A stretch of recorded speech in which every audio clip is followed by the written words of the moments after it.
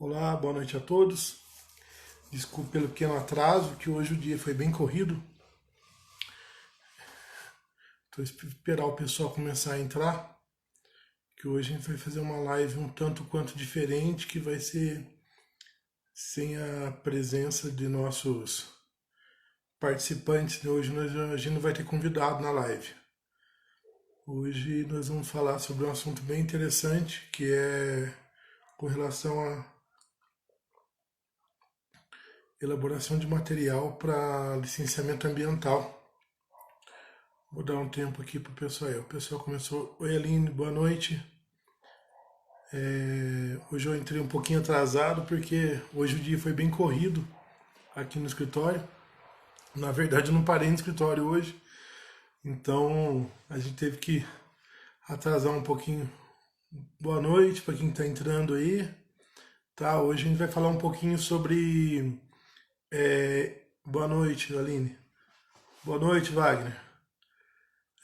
A gente vai falar um pouco hoje sobre elaboração de material para licenciamento ambiental. Boa noite, primo. Beleza? Vai ser uma live diferente hoje, que hoje a gente tem convidado. Hoje só eu vou falar, tá? Então, o objetivo da live hoje realmente é elucidar um pouco com relação a como se monta um material para você conseguir um licenciamento ambiental. Principalmente junto ao Estado, tá? Junto à CETESB, no caso, aqui no estado de São Paulo. Porque muita gente tem dificuldade, principalmente o pessoal que está começando agora, tem uma dificuldade enorme em saber como que elabora um material técnico para isso, né? E nós vamos entrar um pouco também na questão de algumas áreas, igual o APA, que é um pouco diferenciado ao licenciamento, que não é igual a outros lugares também. Tá, então vamos lá. Boa noite, Thaís. Boa noite, Vinícius. Então é assim, vamos lá. Vamos começar então pelo seguinte: como é que você elabora um material para dar entrada para o licenciamento ambiental? A primeira coisa que você faz quando você vai pegar uma consultoria para fazer um licenciamento ambiental, você parte da seguinte premissa: você precisa de um levantamento topográfico bem feito do lugar. Boa noite, Vinícius. Boa noite, Carlos. A primeira coisa que tem que fazer é elaborar um bom material topográfico, tá? Que é dele que parte qualquer tipo de situação. Qualquer empreendimento parte de um bom material topográfico. Você tem que fazer um bom plano altimétrico cadastral, tá? O que é o plano altimétrico cadastral? É um levantamento que você cadastra tudo que tem dentro do imóvel, tá? Árvore, construções existentes, relevo, o entorno do imóvel, arruamento, posteamento da rua. Você tem que levantar tudo que tem. Boa noite, Carlos. Você vai levantar. Opa! Você vai levantar tudo que tem realmente. Boa noite, doutora Priscila. Tanto na área como no seu entorno. Por que no seu entorno? Porque o entorno também faz parte do licenciamento. Por que isso? Por exemplo, vamos dizer que você vai fazer a implantação de uma casa simples, ou de um condomínio, ou de uma indústria. Você tem que ter o quê? A rua é pavimentada ou não? Tem ligação de água e esgoto? Tem ligação de luz? Tem posteamento? Tudo isso é importante. Por quê? A CETESB vai te exigir depois essas informações, tá? Então, assim, você começa com esse levantamento geral, até para ajudar, no caso do Wagner, o Wagner que está aqui na página, ele é um projetista aqui de Campos do Jordão, um grande projetista daqui. O Wagner, ele é muito mais fácil para ele elaborar, por exemplo, um material para um cliente, seja um condomínio de casas, um condomínio de edifício, seja uma fábrica, seja um galpão ou uma casa, ele tendo o quê? Um bom levantamento topográfico para saber se vai ter corte de terra ou não, qual o volume que vai dar de movimentação de terra. Então a primeira coisa é isso. Daí, enquanto você está elaborando isso, você já solicitou para a prefeitura o quê? Você vai precisar de solicitar para a prefeitura a diretriz ou a certidão de uso de solo, que ele também engloba no material que vai fazer parte. Porque, por exemplo, vamos dizer que o cara quer fazer um condomínio de lotes num zoneamento X. Ele vai ter que pegar uma matrícula desse imóvel, que é outra coisa muito importante, tá? Eu já peguei várias pessoas que não sabem o que é matrícula. Ou então, eles têm certeza que se eles têm escritura, eles são donos do imóvel. Quem é dono do imóvel está na matrícula. A escritura é um passo antes da matrícula. Você faz a escritura para depois você fazer o documento definitivo, que é a matrícula, para colocar esse imóvel no seu nome, ok? Então, você vai lá, você pega a matrícula do imóvel. Por que é importante o consultor pegar a matrícula do imóvel? Já aconteceu muitas vezes eu pegar a matrícula do imóvel e ver, por exemplo, tem um embargo nessa matrícula. Sim, sim, com certeza, tá? Então, daí o que acontece? O que acontece nisso? Quando você pega a matrícula do imóvel, a partir do momento que você pegou essa matrícula do imóvel, você vai ver, por exemplo, se esse é um judicial, que já aconteceu, seja ele de justiça do trabalho, seja ele por causa de uma pendência bancária. Então, ele não pode constar nada disso no imóvel, porque se constar, você não consegue dar andamento na documentação, ok? Então, você tem que pegar a matrícula do imóvel, pegar a diretriz do imóvel, tá? Tendo tudo ok, você parte para quê? Para o levantamento topográfico, para saber o que é possível fazer naquele local. Até porque a matrícula e a diretriz, né, ela faz parte do escopo da CETESB, dos documentos que você tem que apresentar. Ok? Então você faz um levantamento topográfico, daí nós vamos para a parte do quê? Elaboração do projeto, tá? Isso daí, normalmente, seria muito interessante todo o projeto ser acompanhado de um técnico ambiental competente. Por quê? Existe alguns lugares, igual APA, igual aqui na cidade onde eu tenho a Ecosoluções, que você tem alguns tipos de árvore que complicam você conseguir a licença que você quer. Então é muito mais fácil, por exemplo, estar com alguém técnico ambiental junto que saiba a legislação do lugar, tá? E consiga elaborar um material que você já entre no órgão licenciador com o objetivo de licenciar, tá? Isso é muito importante, tá? Nós temos algumas consonantes que nós vamos ver daqui para frente que vão determinar se é viável ou não o licenciamento de um lugar.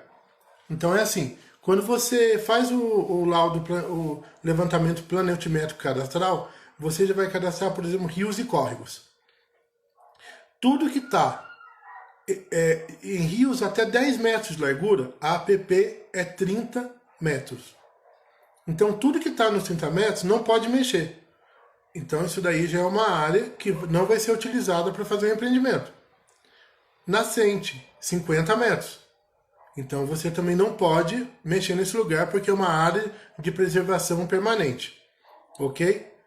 No caso com relação à declividade, é considerado acima de 45 graus, tá? Que a gente considera como 100% de declividade. Então,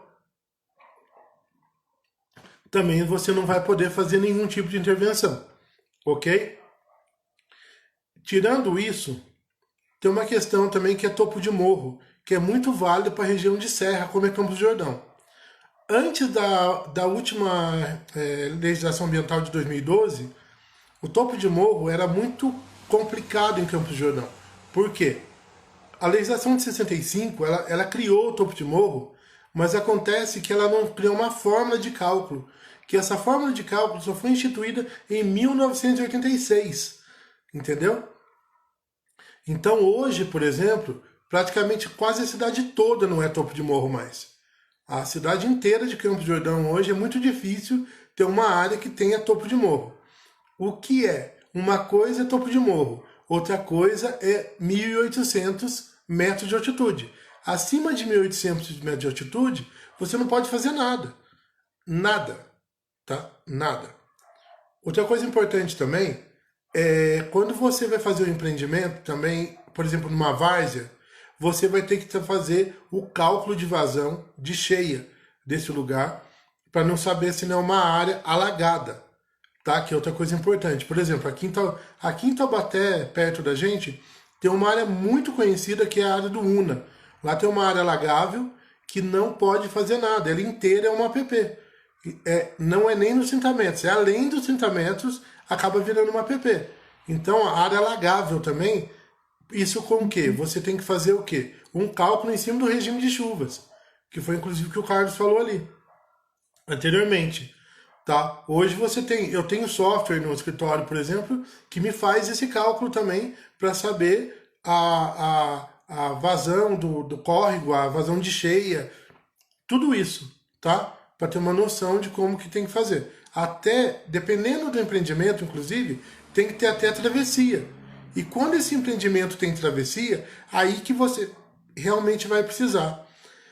Para determinar a altura mínima da ponte, para determinar se eu tenho que colocar um gabião ou não, aonde que eu tenho que colocar esse gabião, qual o recuo que eu tenho que ter, qual a vazão mínima que eu tenho que deixar nesse rio para ele não transbordar. Então, você tem que fazer muito cálculo nesse caso.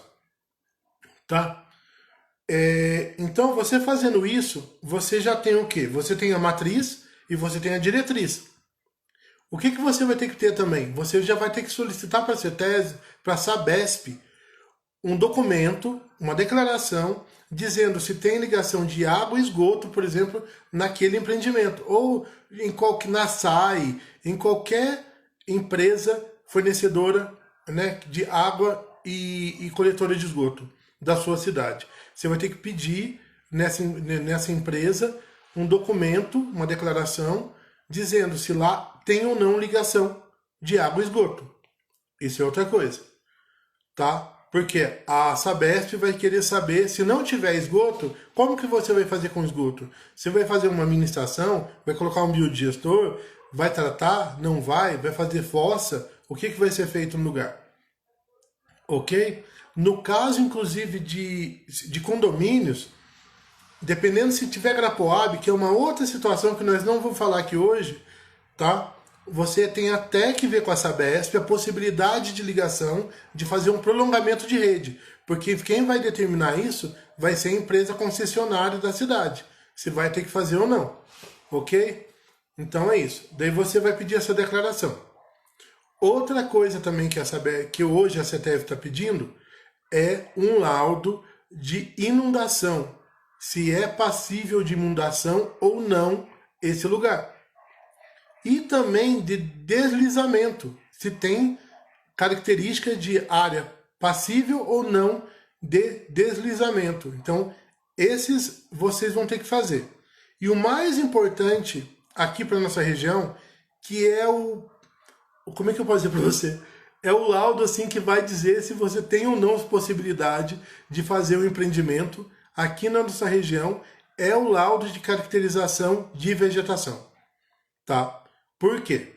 Como eu disse para vocês, eu estou numa APA, numa área de proteção ambiental, tá bom? Aqui tem legislação própria. Áreas com vegetação de estágio médio a avançado de regeneração, em APA, não pode fazer nada. Não pode cortar uma árvore porque é considerado zona de vida silvestre. Ok? Então é assim. Se você fizer o laudo da declividade, tá? Tiver a declividade superior a 25 graus e tiver vegetação, você não pode cortar nenhuma árvore, tá? O 25 graus, independente de qualquer vegetação, pode ser inicial, médio ou avançado. Agora, se você tiver menos de 25 graus de declividade e você tiver a vegetação, e se você só pode fazer uma intervenção se ela tiver em estágio inicial de regeneração. Se tiver em estágio médio avançado, não pode fazer nada. ok? Então isso é muito importante, tá? Mas isso é para regiões igual o caso aqui de Campos de Jordão, que é uma APA, ok? Então, partindo disso, daí você vai continuar a montar. Você fez o laudo de caracterização de vegetação, vai anexar esse laudo também no seu processo. Ele faz parte. Então aí a gente já falou de matrícula, já falou de diretriz, já falou de levantamento planejamento cadastral da área, que vai ser exigido também pelo órgão. Já falou da declaração da empresa concessionária de água e esgoto, ok?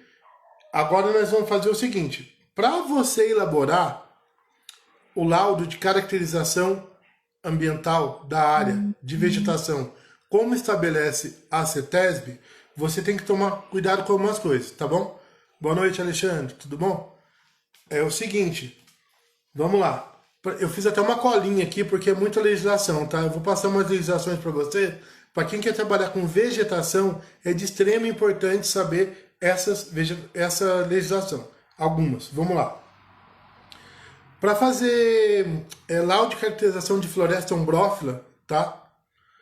Você precisa usar a resolução conjunta SMA-IBAMA A1 de 94, que é ela que estabelece os critérios para você determinar estágio sucessional de vegetação. Inicial, médio e avançado. Lá tem todos os parâmetros para você ter que tipo de estágio que formação de dossel, DAP, altura das árvores. Isso aí varia um pouco, tá, gente? Por quê? Esse é um negócio interessante até. Você tem um dossel, tá bom? De mata. E daí você vai lá, você pode fazer por vários tipos de análise, tá? Isso aí tem N tipo. Tem vários materiais que você pode trabalhar com isso. Pode ser por apontamento, de andar no meio da mata e apontando vegetação, para você caracterizar quantas espécies tem, quantas famílias, qual o DAP que elas têm, altura, formação de material lenhoso, tudo isso, tá bom? E vamos lá. A outra legislação é com relação à restinga, tá? Aí é a CONAMA 07 de 96, ok? E também a CONAMA 417 de 2001. E depois você tem a vegetação de campo de altitude, que é muito característico aqui também na nossa região, que é outra vegetação muito complexa. Por que ela é complexa? Pelo seguinte, as pessoas têm o costume de ver um campo e achar que aquilo dali, não, tá limpo, é campo, pode fazer intervenção. Não, não. O campo de altitude também é uma vegetação nativa. Ela também tem legislação própria. Ela também está guarnecida por legislação. E a legislação específica dela, tá bom, do campo de altitude, é a CONAMA 423 de 2010. Ela estabelece também o que é um campo estágio inicial, médio e avançado, ok? Daí nós temos também a vegetação de cerrado, que ela está protegida.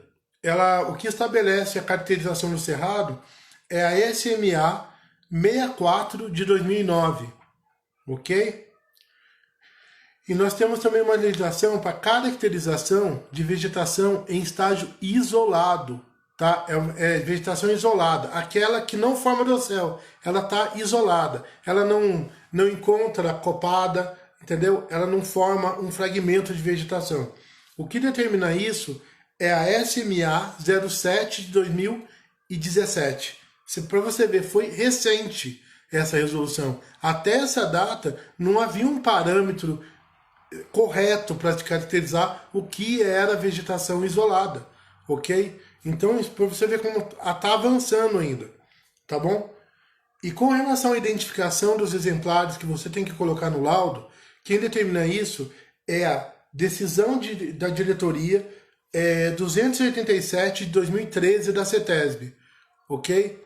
Ela que determina como que você faz a identificação. Nome científico, nome popular, fuste, a altura do fuste, a altura da copada, tudo isso aí é ela que determina. Inclusive, normalmente quando você faz isso, você acaba pegando uns parâmetros que também são muito importantes, que é a saúde das árvores, tá? Por quê? Vamos dizer que tem uma formação de dossel lá, que a sua grande maioria está em estágio inicial ou pioneira, e que as árvores já estão apresentando um problema de caducar, já estão morrendo as árvores, vamos dizer assim, e elas estão com problema de copada, o caule também já está apresentando falta de casca, já está apresentando esse tipo de situação. O que a gente faz? Normalmente eu faço assim, a gente criou um critério de pontuação de 1 a 4, tá? De 1 a 4. Enquanto menor o número, melhor a qualidade da árvore. Enquanto maior o número, mais problema fitossanitário ela apresenta.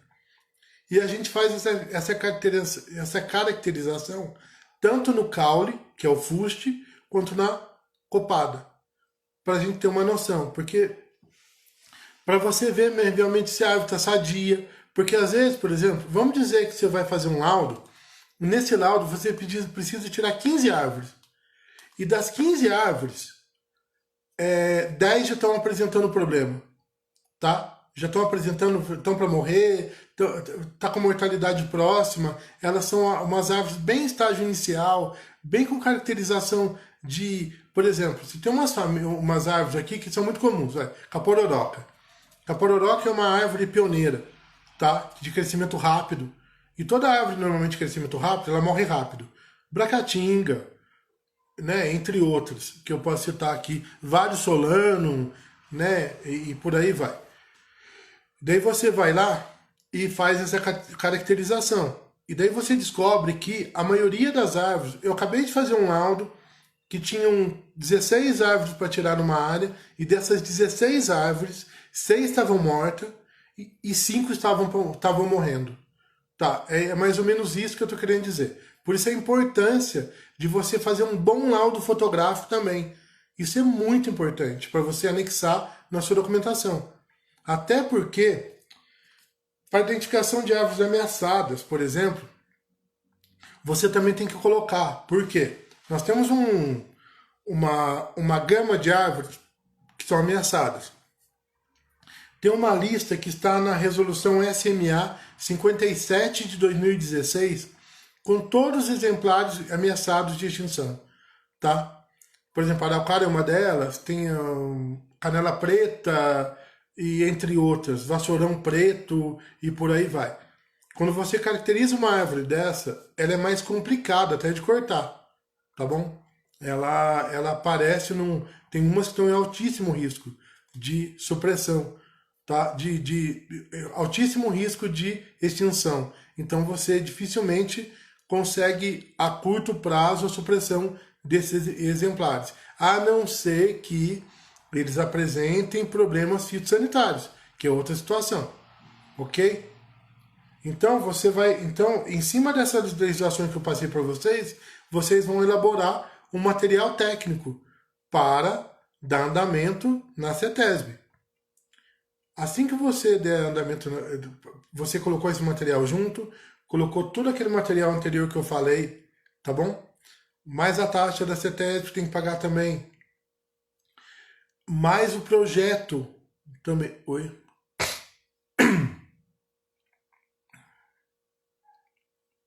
Bom, vamos lá. O Wagner, agora você pegou aquele, sabe, aquele calcanhar de Aquiles para quem trabalha na área ambiental, tá? É o seguinte, a CETESB teria 60 dias para responder para a gente, ok? Mas ela não responde. Um processo de CETESB hoje não está demorando menos de 6 meses.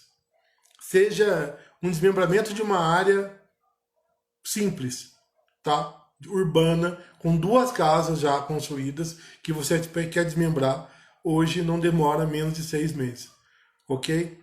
Isso depende também Falar bem a verdade, depende muito da mão de quem que cai lá o processo também, infelizmente.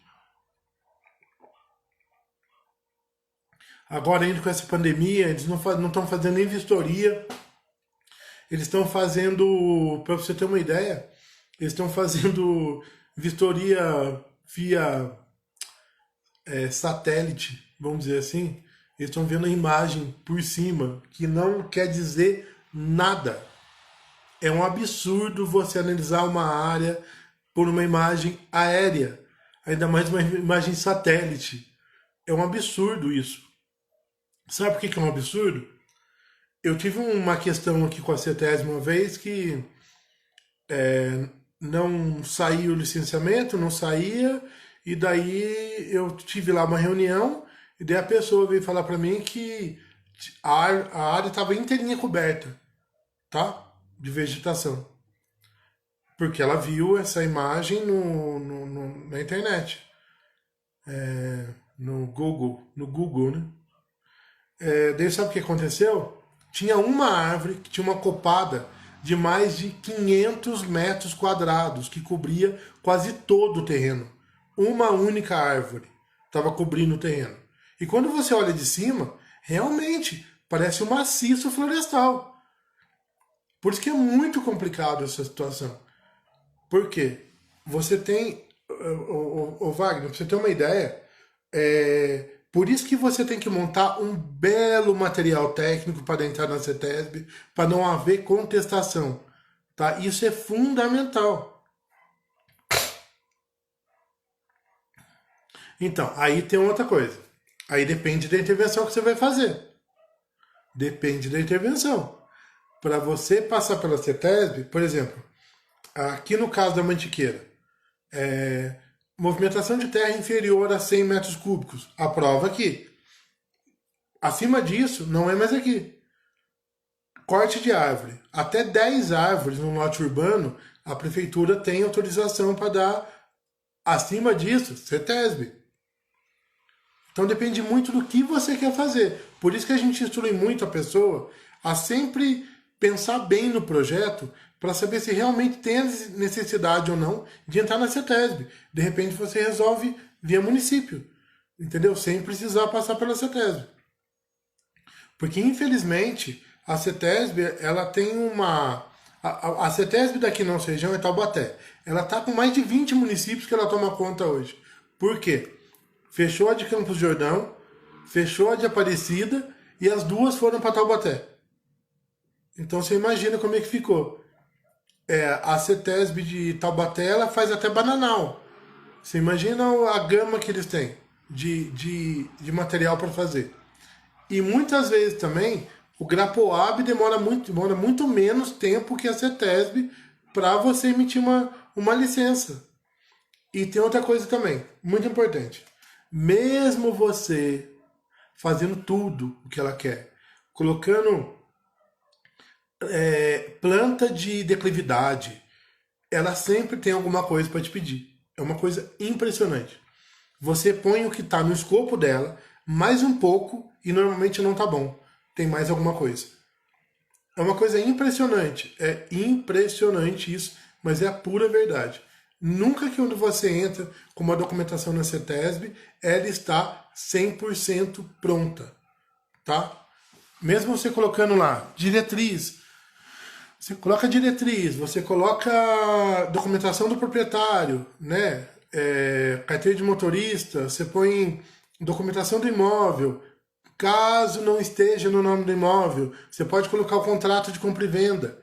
Também anexar lá, dizendo que só não foi transferido ainda para o nome do proprietário, tá?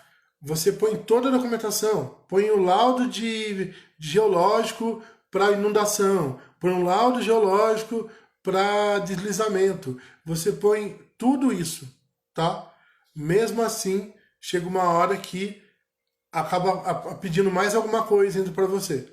Algum estudo complementar com relação à vegetação, principalmente em área de APA, tá? Então, o que eu estou tentando passar para vocês é o que você tem que montar que está até um pouco além do que é pedido pela CETESB.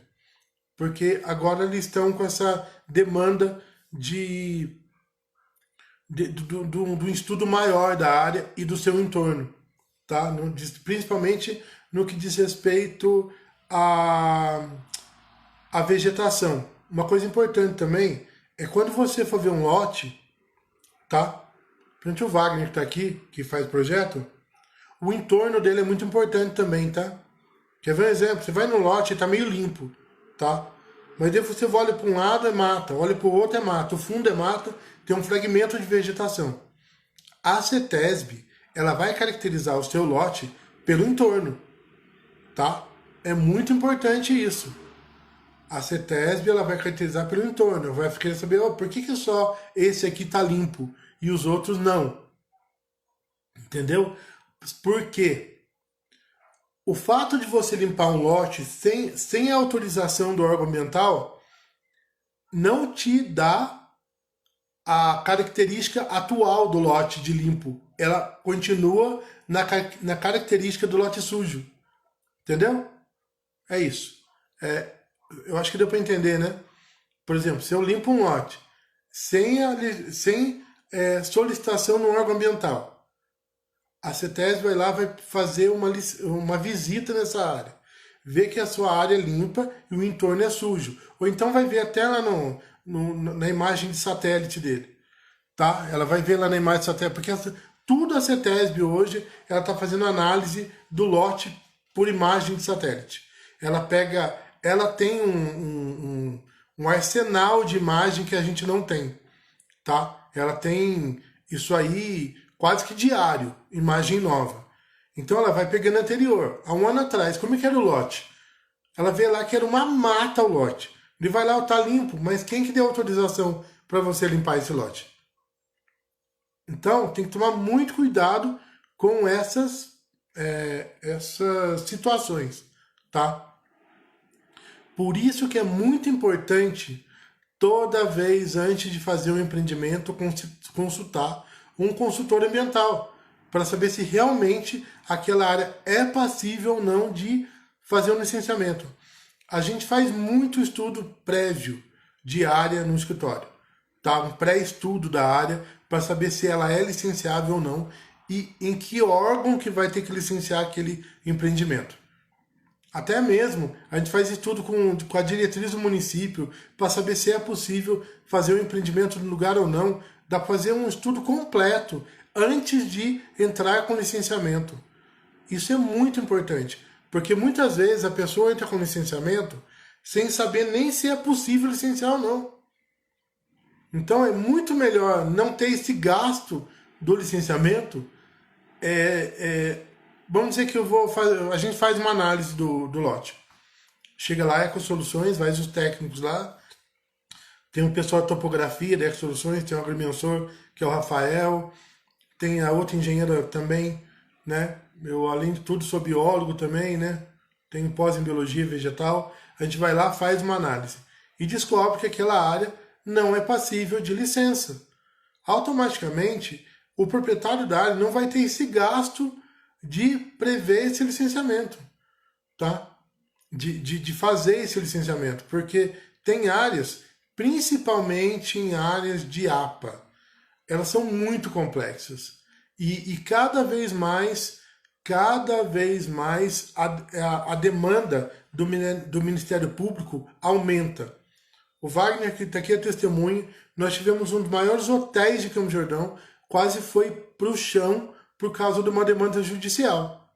Mesmo com todas as licenças, ele tinha tudo. Ele tinha licença do DPRN na época, ele tinha todas as licenças construtivas. E mesmo assim, o promotor pediu a demolição na caracterização dele, a área estava em topo de morro, né? Eu fiz até um laudo depois de defesa, com a mudança da lei, tá? Para defender, tanto que ele ganhou na justiça, não foi demolido, inclusive agora ele está com outro proprietário no lugar. Então tem que tomar muito cuidado, tá? Por quê? Hoje, por exemplo, só para vocês terem uma ideia, outra coisa importante também. Cada município tem uma legislação ambiental específica dele, tá? Então é muito importante, por exemplo, eu estou fazendo muito serviço no oeste do estado. Por exemplo, lá em São José do Rio Preto. Eu tenho que ir na prefeitura de São José do Rio Preto, ver qual é a legislação lá. Se eu preciso de CETESB ou não. Às vezes é no próprio município. Lá, todos os... Agora eu estou indo para o 5º condomínio que eu estou licenciando em Rio Preto. Os 5 condomínios foi pelo município. Nenhum foi pela CETESB. Tá? Todos eles. Por quê? Porque o município tem uma autonomia maior, tem legislação completa. A legislação é completa, não falta nada. Então, São José, outro município também que a prefeitura faz muito, tá? Que eu já fiz algumas coisas também em São José dos Campos. Araraquara, Piracicaba, Ribeirão Preto, Taubaté. Também tem muita coisa que é no município, que é na própria prefeitura, tá? Então é muito bom saber também, conhecer. Quando você for fazer um licenciamento fora do seu município, fora da sua área de atuação, igual eu estou fazendo vários agora, tá? Sempre vai na prefeitura antes, pegar a informação, tá? É muito importante isso, até para fazer aquele primeiro contato com o pessoal do órgão público. É de extrema importância, porque a partir dali você começa a criar um vínculo com a prefeitura para daí você começar a elaborar o seu material. Para saber também como que é tratado lá, tem uma legislação específica, por exemplo, para fazer um laudo, tá? Eu tenho que seguir a legislação deles ou eles seguem a legislação da CETESB? Às vezes é mais simples até o deles, como é o caso de Rio Preto, tá? É um pouco mais simples fazer o licenciamento lá. Então, toda essa questão é muito importante. O engenheiro ambiental, o consultor ambiental, ele é um grande detetive. Um grande detetive. Porque se ele souber fazer a pesquisa que tem que fazer antes, para depois fazer a documentação, ele não vai ter falha. Ele não vai gastar energia à toa, ele não vai gastar tempo à toa. E tempo é fundamental nessa situação. É fundamental, porque todo empreendedor, seja ele o dono de uma casa, de uma fábrica, de um condomínio, de qualquer coisa, ele sempre está com o tempo apertado e sempre quer aprovar o mais rápido possível, que é o normal. Porque a partir do momento que ele decide empreender, ele precisa ter um retorno rápido daquilo. Então, por isso é muito importante. Primeira coisa, consulte a sua prefeitura ou a prefeitura que você for fazer a sua licença. Consultou isso, aí você parte para a elaboração da documentação. CETESB é de lei. Tem que ter matrícula, tem que ter carnê de PTU ou então ITR. Se for rural, tem que ter CAR e CCIR. Se for urbano, tem que ter IPTU. Tá? Tem que ter o carnê de PTU, uma cópia do carnê de PTU.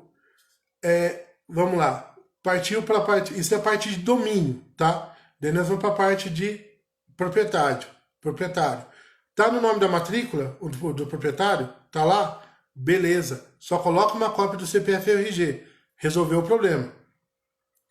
Coloca sempre uma cópia do documento de... sempre uma cópia de uma conta de água, luz ou telefone do proprietário também, tá bom? Porque eles sempre pedem a documentação do endereço pessoal e a documentação do empreendimento, porque normalmente eles costumam mandar correspondência. Muitas vezes também, a gente, dependendo de como é o contrato com o nosso cliente, o endereço que a gente acaba colocando é o da consultoria, tá? Não da casa da pessoa. Tá bom? Isso em caso, por exemplo, quando você vai fazer o licenciamento usando o seu login da consultoria, tá? Porque você pode fazer N licenciamentos você sendo consultor lá, ou também pessoa jurídica, física, sempre física, é verdade. Sempre pessoa física, tá? Sempre tem que ter, o login sempre é feito numa pessoa física e depois que se for jurídica, que você vai lançar a pessoa jurídica. Ok? Porque tem sempre que ter um responsável pessoa física no empreendimento. Tá? Daí você vai lá, colocou, depois você vem a documentação do imóvel. Matrícula do imóvel. Tá no nome do proprietário? Beleza. Não tá? Contrato de compra e venda. Tem que estar anexo lá. Tá bom? Escritura, algum documento que comprove que ele realmente comprou aquele imóvel. Certo? Depois, tem que colocar a planta altimétrica cadastral e a planta de locação do imóvel. E outra coisa importante também, que é muito importante, principalmente o pessoal que trabalha na área de licenciamento de construção. Primeiro tem que aprovar na prefeitura o seu empreendimento, para depois, com a planta carimbada pelo município, você coloca na documentação da CETESB. Ok? Seja desmembramento, seja construção, qualquer tipo de empreendimento tem que ter o carimbo do município na planta. Isso é muito importante, tá? Não adianta você... Havia assim, faz uma documentação para o município aprova, devolve para você a planta carimbada aprovada, você escaneia essa planta, que agora é tudo digital na CETESB, você vai escanear e vai anexar na documentação. Ok? Laudo de caracterização ambiental. Se for urbano, se tiver mais limpa a área, mais simples. Árvore isolada, hoje inclusive tem até a possibilidade de você tirar uma via rápida CETESB tendo árvore isolada, tá, gente? Via rápida CETESB não é para fragmento de vegetação. Se você fizer isso, você vai estar caindo na ilegalidade. Inclusive, o Wagner está aqui também, ele sabe de muitos casos aqui de profissional que andou tirando lá, essa autorização via rápida CETESB e tirou muitas árvores do lote. Isso aí não pode. Não existe um lote de 1.000 metros quadrados eu ter 20 árvores isoladas de um lote de 1.000 metros quadrados. Não existe isso. Então tem que tomar muito cuidado com isso. Tá bom? Então isso aí é outra coisa. Tá? Outra coisa também. Tem que ter uma planta de terraplanagem. Ok? Se tiver botar fora, tem que licenciar o botar fora também. Que é outra muito importante se der para usar toda... Não... Isso dá um problema terrível, dá embargo da área, dá multa, dá um monte de coisa, tá? Então, agora vamos lá. Daí você faz o trabalho de corte e aterro. É muito interessante quando dá para você absorver toda a movimentação de terra dentro da área, ok? Se não der para fazer dentro da área, você tem que licenciar o botar fora e tem que tirar uma declaração, tem que conseguir uma declaração na ANM, antigo DNPM, tá? Que é Agência Nacional de Mineração, de que você pode tirar essa terra sem valor da sua propriedade, que ela não caracteriza como minério. Você tem que apresentar esse documento na CETESB também, ok? Juntamente com o local que você vai jogar essa terra, que tem que ser um lugar licenciado também. Isso é muito importante, tá? A gente acabou de aprovar um empreendimento aqui em Campos do Jordão, que a movimentação de terra deu de bota fora aproximadamente 18 mil metros cúbicos de terra, tá? Foram 6 meses para conseguir na ANM a dispensa dela desse material. Então assim, tem que tomar muito cuidado, tá, nessa documentação. Daí fez isso. Aqui nós estamos falando de agenda verde, tá, gente? Não é de agenda azul nem marrom. Aqui não tem LP, LI, LO. Aqui sai tudo numa só, ok? Então é uma etapa só, já sai tudo. Já sai a licença para você suprimir as árvores, se for o caso, para você fazer uma terraplanagem e para construir. Tem uma coisa legal. O que você conseguiu lá na prefeitura, o alvará que você vai apresentar para a CETESB é a título precatório. Por quê? A prefeitura só vai te dar o alvará de construção depois que você apresentar para ela a licença da CETESB. Opa, tá aqui, tô com a licença na mão, aí ela vai te dar o alvará de construção, ok? Então tem etapas a serem seguidas, entendeu? Então assim, para você ver, você começa na prefeitura, vai para a CETESB e volta para a prefeitura, tá?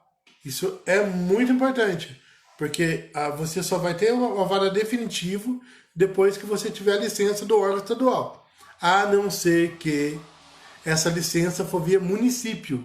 Aí é outra situação. Quando a licença é via município, já sai tudo pelo município, tá? Como eu disse para vocês, tem vários municípios no estado de São Paulo que fazem esse tipo de processo, tá bom? Então tem que ver certinho cada situação e cada caso. Isso é muito importante, tá? Então vamos lá. Você colocou lá a planta, colocou a planta terraplanagem, daí você vai fazer o que também, lembra? Laudo de inundação. Você vai pegar o material do IPT. O IPT tem um mapa muito legal que está dentro do DataGel. Digita DataGel no Google, vai aparecer lá. Você vai entrar naquele mapa temático do DataGel. Lá tem áreas de inundação no estado de São Paulo, áreas com risco de deslizamento no estado de São Paulo. Tá tudo lá. Tá tudo lá. É só entrar lá, você vai ver. Tem mapa, tem foto de 2010, imagem aérea de 2010. Tem um monte de material legal. Tá todo o material do IGC tá lá também. Tá tudo lá, só para você consultar, tá? Então, entra lá, daí você vai pegar esse material que vai te dar base para fazer esse laudo. Ou todos os modelos de laudos que vocês quiserem fazer, seja de inundação, de deslizamento, caracterização de vegetação, tudo tem na CETESB. É só entrar lá.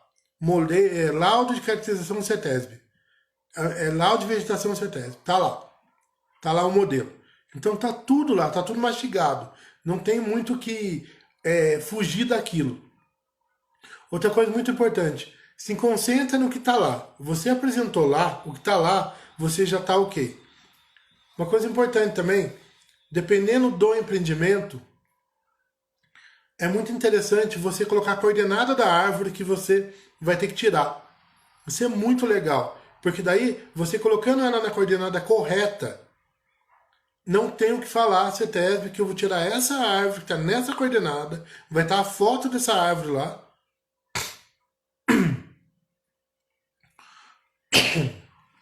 Ô Alexandre, tudo bom? É que, gente, só para convidar quem está aqui também, quinta-feira vai ter uma live sobre os Pampas. Nós vamos falar um pouco sobre os Pampas. O Alexandre que vai fazer a live com a gente, ele trabalha lá na Secretaria de Meio Ambiente lá do Rio Grande do Sul. Alexandre, vamos lá. Campo, Alexandre. Você sabe que o campo foi a área menos protegida aqui na Serra da Mantiqueira ao longo de anos, né? Porque eles encaravam o campo como um capim, vagabundo que não vale para nada, tá? Mas não sabia a riqueza que tem na vegetação de campo, né? Que é extremamente rica, tá? Quase tão rica quanto a vegetação de floresta aqui da Mantiqueira. Agora, Alexandre, para grandes empreendimentos principalmente, está tendo um cuidado maior. Para pequeno ainda não muito, tá, Alexandre? Embora tenha a legislação de campo de altitude aqui na Serra da Mantiqueira, ela não está sendo adotada na sua integralidade. Essa é a pura verdade, tá? Então, o campo ele ainda demanda de um cuidado maior. Eu não vou mentir não que ainda demanda de cuidado maior assim, Alexandre, aqui na Mantiqueira, tá? E imaginam vocês aí, porque o Pampa é campo, né? O Pampa é um campo. Então é isso. Então o que acontece? Daí você montou tudo isso, tá? Você vai dar entrada lá na. Hoje é tudo. Tem uma plataforma chamada E-Ambiente que é tudo por lá. Todo o licenciamento CETESB é online hoje. Você não tem mais documento nenhum que vai para a CETESB. Tá? Uma coisa importante também, outra coisa muito importante. Se você for fazer um trabalho numa APA, numa área de proteção ambiental, como é toda a Mantiqueira, São Bento, Santo Antônio, Campos do Jordão, muito importante que todo empreendimento que for introduzido numa área de mais de 1.000 metros quadrados é obrigado a verbação de 20% da área, tá? Como área verde do lote, no caso de urbano, e reserva legal no caso de rural, ok? Outra coisa muito interessante também, diz relação, que a gente já fez, inclusive eu fiz um material para o Wagner até, que é o laudo de anterioridade ambiental. Comprovar que, antes da mudança da lei, já existia o empreendimento em área de APP. Quer ver um exemplo? Você tem um córrego ou um rio, tá? Que antes de 1986 já havia uma construção nesse lugar, com mais de 5 metros do rio, que até 86 era 5 metros, e você quer ampliar para cima, você quer aumentar a quantidade de andar, tá? Ou reformar esse lugar. É passível de regularização também. E normalmente, dependendo do empreendimento, essa situação já é resolvível direto na prefeitura. Se você não tiver excesso de movimentação de terra, se você não tiver outros fatores, você licencia no próprio município, tá? Aqui em Campos já fiz vários destes, então é totalmente passível de regularização. Outro fator importante também. Vamos lá, estou jogando algumas coisas aqui. Quem que tiver alguma coisa para perguntar, fica à vontade. Vamos lá. Vamos dizer que eu tenho um empreendimento na beira do rio, tá? Antes de 86, mas eu demoli esse empreendimento, não tenho mais. Se eu comprovar através de imagem fotográfica, aerofoto antiga, que ele existia, eu consigo utilizar essa área novamente, ok? Eu não perdo a anterioridade, não há perda da anterioridade por eu ter demolido esse imóvel. Isso é outra coisa muito interessante também, que tem várias áreas que hoje urbanas que não estão construídas, mas já tiveram construção e são passíveis de regularização, desde que não sejam áreas imundáveis, tá bom? Desde que você não tenha fragmento de vegetação, que é muito importante. Por quê? A maioria dos ambientes urbanos hoje, o córrego perdeu totalmente a função de APP, tá? Ele está com gabião dos dois lados, então está com concretado os dois lados, está com via de pistas de automóveis dos dois lados, né? Você tem vias públicas, então tudo isso perde. E quando você tem perda de conectividade ambiental, isso também facilita esse tipo de licenciamento, tá bom? Também são passíveis de regularização. Então são situações, por isso que eu sempre digo, gente, cada caso é um caso. Cada situação é diferente uma da outra. Não existe nada igual. Ó, meu irmão acabou de entrar, vai. Não existe nada igual, tá? Você pode ter dois terrenos vizinhos que os dois são diferentes, ok? Eles têm diferenças, tá? Então tem que tomar muito cuidado com que vocês, na hora de elaborar a documentação, do olhar mesmo do técnico para o terreno, para a área, tá? Um pré-estudo é fundamental. Eu aconselho a todos os profissionais fazer um pré-estudo da área. Ver tudo que tem de documentação. Já pega a diretriz da prefeitura, já pega, nem que seja para pegar a curva do IGC inicialmente, para dar uma prévia da declividade, da vegetação, tá? Pega o mosaico também, o mosaico de vegetação do estado de São Paulo, para ver em que área está inserido essa vegetação, se é área amarela, área laranja, área vermelha, né? Amarela, beleza, laranja mais ou menos, vermelha, complexo, tá? Então, tudo isso você tem que ver, tá? E quando a gente fala em cerrado no estado de São Paulo, então, aí o problema talvez seja maior do que a Mantiqueira, tá? Porque todos os fragmentos de cerrado do estado de São Paulo que sobrou estão amplamente protegidos hoje. Tem umas pequenas manchas de cerrado, por exemplo, em Taubaté, por exemplo. Todas essas áreas estão amplamente protegidas. Então, tem que tomar muito cuidado na hora de elaborar o material. Porque muitas vezes, ainda mais quando você é consultado pelo cliente antes dele comprar a área. Aí é mais complexo ainda. Acabei de fazer isso agora há pouco. Fui ver uma área que a pessoa foi atrás do escritório para eu verificar se era passível ou não de licenciamento. A área posterior. E tem áreas que é complexo, porque é estágio inicial ou médio. Tá naquele, sabe aquela mudança de caracterização, entendeu? O relevo. Dá para passar ou não? Tá naquele ali, sabe? Trave, batendo na trave. Então, essas situações tem que tomar muito cuidado, tá? Por isso que eu sempre falo, faça um pré-estudo. Tenha legislação, pegue diretriz, pegue topografia, faça um pré-estudo, veja a vegetação, ande um pouco no meio da vegetação para caracterizar, para ver se realmente é passível, principalmente quando você está numa área complexa, que é difícil o licenciamento, tá?